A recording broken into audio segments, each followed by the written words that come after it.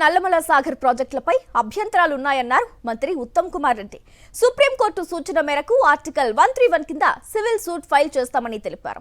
చర్చల ద్వారా పరిష్కరించుకోవాలన్న వాదనలను అంగీకరిస్తున్నామని చెప్పారు. కృష్ణా, గోదావరి జలాల్లో తెలంగాణ వాటాను కాపాడుకుంటామన్నారు ఉత్తమ్ కుమార్ రెడ్డి. పోలవరం ప్రాజెక్టుకి ఏ విధంగానైతే ఒరిజినల్ ఫామ్ లో ఉందో దాని వరకే అనుమతులున్నాయి.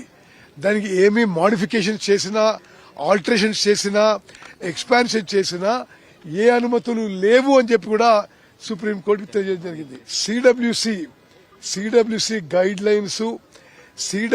గైడ్ లైన్స్ కూడా ఈ పోలవరం నిర్మాణంలో అనేక గైడ్ లైన్స్ వయోలేట్ చేశారని చెప్పి కూడా సుప్రీంకోర్టుకి తెలంగాణ న్యాయవాది అభిషేక్ సింఘ్వి తెలియజేయడం జరిగింది.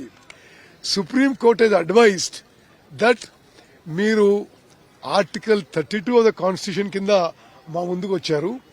ఆర్టికల్ 32 బదులు మీరు ఆర్టికల్ 131 ఆఫ్ ద కాన్స్టిట్యూషన్ ఆ ఫామ్ లో రండి, సూట్ ఫామ్ లో రండి అని చెప్పి సుప్రీంకోర్టు అడ్వైజ్డ్ అస్.